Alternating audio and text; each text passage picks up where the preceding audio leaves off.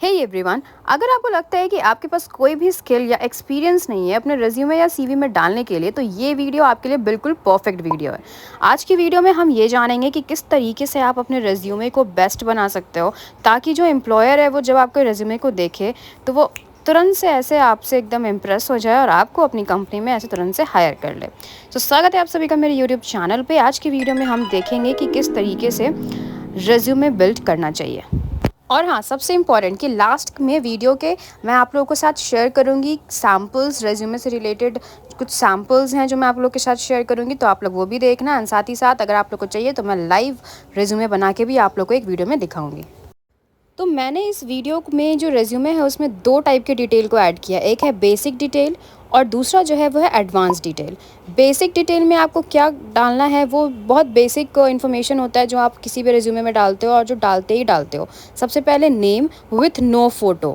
Like नाम तो आप डालोगे ही, जो भी आपका नाम है उसको आपको इसमें मेंशन करना है, बट फ़ोटो आपको नहीं डालना है। बहुत सारे ऐसे रेज्यूमे हैं जिसमें लोग फ़ोटो डाल देते हैं, बट उसमें आपको फ़ोटो नहीं डालना है, बिकॉज़ वो एक अलग इम्पैक्ट क्रिएट करता है किसी भी एम्प्लॉयर की नज़र में। सेकेंडली, आपको फ़ोन नंबर अपना डालना है, ताकि अगर एम्प्लॉयर को आपसे कांटेक्ट करना है तो वो आपसे उस फ़ोन नंबर के थ्रू ही कांटेक्ट करेंगे। नेक्स्ट पॉइंट है आपका एड्रेस, यानी कि आपको अपने रिज्यूमे में अपना एड्रेस प्रोवाइड करना है, ताकि अगर एम्प्लॉयर को आप तक रीच आउट करना होगा तो वो आपके एड्रेस के थ्रू ही आप तक रीच आउट करेंगे।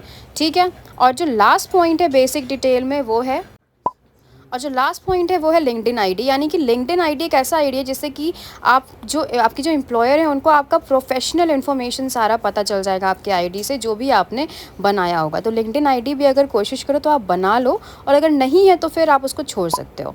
नेक्स्ट आते हैं इसके एडवांस डिटेल पे, जो सबसे इंपॉर्टेंट है। सबसे पहला प्रोफाइल समरी। प्रोफाइल समरी जो होता है वो बेसिकली 2 से 3 लाइन का होता है, जिसमें आप बताते हो अपने बारे में, छोटा मोटा एक इन्फॉर्मेशन दे देते हो और कि आप क्या करते हो, आपके पास क्या नॉलेज है। अगर आप फ्रेशर हो तो आप थोड़ा बहुत 2-3 लाइन में अपना इन्फॉर्मेशन दे देते हो। अगर आप फ्रेशर नहीं हो, एक्सपीरियंस्ड हो, तो 2-3 लाइन में आप वो इन्फॉर्मेशन दे देते हो। लाइक मैंने एक एग्जांपल दिया है यहाँ पे। लाइक सबसे पहला जो है वो एक फ्रेशर के लिए है, जिसमें आप लिख सकते हो self motivated university graduate with a bachelor of arts in secondary education and critical experience in learning technology, seeking to apply innovative instruction method in science classrooms. और अगर आप एक्सपीरियंस्ड हो तो आप अपने एक्सपीरियंस को उसमें ज़रूर मेंशन करना, जैसे कि data driven digital marketing specialist with 7+ years of experience specializing in inbound marketing, drives traffic and boost audience engagement with dynamic marketing strategies and campaigns. Recently increased digital engagement by 50% for 3 businesses in food and beverage industry। इसमें देखिए यहाँ पे मैंने mention इसलिए किया है because इसमें अगर आपने कुछ अचीवमेंट किया है तो वो भी आप मेंशन कर सकते हो अपने प्रोफाइल समरी में। ठीक है। एक्सपीरियंस कितने साल का है प्लस क्या अचीवमेंट किया है वो भी मेंशन कर दो, वो भी बेस्ट रहेगा। नेक्स्ट पॉइंट जो है एडवांस डिटेल में वो है एजुकेशन। एजुकेशन में आपको बेसिकली मेंशन करना है आपका क्या क्या एजुकेशनल क्वालिफिकेशंस है। ठीक है। और ऑब्वियसली आप अगर रेज्यूमे बना रहे हो तो आप एजुकेशन, अब कुछ ना कुछ एजुकेशन तो होगा, कुछ ना कुछ क्वालिफिकेशन तो होगा। लाइक 10th होगा, 12th होगा, ग्रेजुएशन होगा, या फिर मास्टर्स डिग्री है तो वो आपको उसमें मेंशन करना है। जैसे यहाँ पे मैंने एक एग्जाम्पल भी मेंशन कर दिया है, उसको भी आप गो थ्रू करो तो आपको एक आइडिया लग जाएगा कि किस तरीके से आपको उसको बनाना है। तो जब सबसे स्टार्टिंग में जब आप अपने स्कूल का नाम लिखते हो तो वहाँ पे आपको एक फ़ॉन्ट साइज़ को थोड़ा बड़ा रखना है, हेडलाइन को बड़ा रखना है। एंड देन जब आप इसमें ईयर लिखते हो कि कब आपने वो सब कुछ किया है, तो वहाँ पे आप अपने फ़ॉन्ट साइज़ को थोड़ा छोटा कर दोगे। ठीक है। तो यहाँ पे मैंने एक एग्जांपल मेंशन कर दिया, आप लोग उसको गो थ्रू करो, आपको समझ में आ जाएगा। नेक्स्ट पॉइंट जो एडवांस डिटेल में आता है वो आता है आपके एकेडमिक कोर्सेज़। यानी कि अगर आपने अपने 3 साल के कोर्सेज़ में, ग्रेजुएशन में या फिर इवन 12th में भी अगर आपने कुछ अलग कोर्स किया है, या फिर अगर आपके पास कोई सर्टिफिकेशन है उस कोर्स का, या फिर आपने कोई स्पेशलाइजेशन किया है अपने ग्रेजुएशन में, तो उस चीज़ को आप अपने रेज्यूमे में मेंशन कर सकते हो। उससे आपको एक थोड़ा बेटर बनाएगा आपका एम्प्लॉयर की नज़र में आपके रेज्यूमे को। ओके। तो ये हो गया आपका एकेडमिक कोर्सेज़ के बारे में। नेक्स्ट जो है वो आ जाता है आपका इसमें टेस्ट कोर्स। टेस्ट कोर्स में क्या होता है कि अगर आपने लाइक सपोज़ कोई कॉम्पिटिटिव एग्ज़ाम्स दिए हैं, लाइक आपने कैट दिया है, ज़ैट दिया है, मैट दिया है, जी मैट दिया, या कोई भी कॉम्पिटिटिव जी का एग्ज़ाम्स दिए हैं, तो उसका अगर आप मार्क्स मेंशन कर दोगे तो वो आपको एक थोड़ा वेटेज देता है आपके रिज्यूमे में, एक आइडिया देता है एम्प्लॉयर को आपको और बेटर तरीके से समझने का। ठीक है। तो आप अपने इन टेस्ट कोर्स का जो मार्क्स है वो भी मेंशन कर सकते हो। नेक्स्ट आते हैं एडवांस डिटेल के स्किल सेट में। यानी कि यहाँ पे आपको मेंशन करना है अपने स्किल्स को, कि आपके अंदर कौन कौन से स्किल्स हैं, उसको आप यहाँ पे रिज्यूमे में मेंशन करोगे। अब देखो स्किल्स जो हैं वो दो तरीके के होते हैं, एक होता है हार्ड स्किल, एक होता है सॉफ्ट स्किल। अब यहाँ पे मैंने मेंशन कर दिया है सारे हार्ड स्किल्स एंड सारे सॉफ्ट स्किल्स। आप उसको गो थ्रू करो, आपको एक बेटर आइडिया लग जाएगा कि किस तरीके से आपको अपने स्किल्स को मेंशन करना है।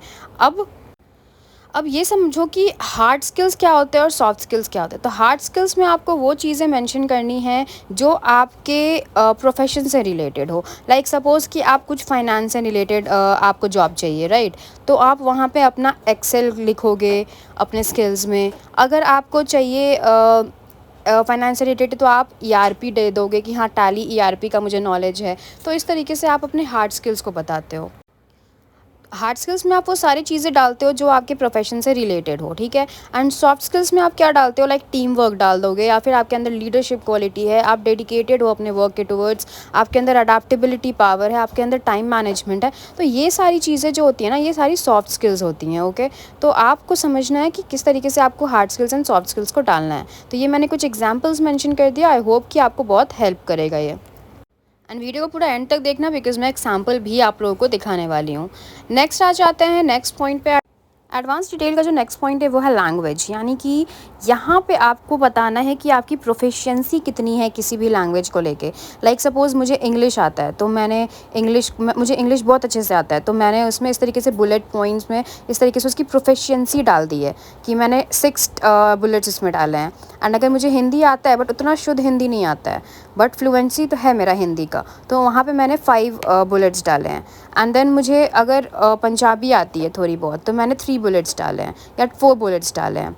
एंड देन मुझे स्पेनिश अगर थोड़ा बहुत आता है तो मैंने 3 बुलेट्स डाले। तो इस तरीके से आपको प्रोफिशिएंसी लेवल डालना है अपने लैंग्वेज का, ताकि एम्प्लॉयर को एक आइडिया लग जाए कि अच्छा कौन से लैंग्वेज को आप कितना ज़्यादा अच्छे से जानते हो। अब नेक्स्ट पॉइंट पे आ जाता है एडवांस डिटेल के, वो है हॉबीज़ एंड इंटरेस्ट। तो ये भी बहुत इंपॉर्टेंट पार्ट है जो कि आपके एम्प्लॉयर को बहुत ज़्यादा कन्विंस कर सकता है आपको एज एन एम्प्लॉय बनाने के लिए। तो यहाँ पे आपको क्या करना है, आपको अपने हॉबीज़ एंड इंटरेस्ट को यहाँ पे मेंशन करना है कि मेरा कुकिंग हॉबी है, या फिर reading books is my hobby, या फिर अगर आपका कुछ भी अलग अगर डिफरेंट टाइप का कुछ इनोवेटिव हॉबी है, लाइक कॉइन्स कलेक्शन या फिर कुछ भी, तो उसको आप इसमें मेंशन करोगे तो आपको एक बेटर एडवांटेज मिलेगा आपके एम्प्लॉयर के द्वारा। या फिर ट्रैवलिंग किसी का हॉबी होता है तो वो भी आप इसमें मेंशन कर सकते हो। एंड जो लास्ट है वो है आपका रेफरेंसेस।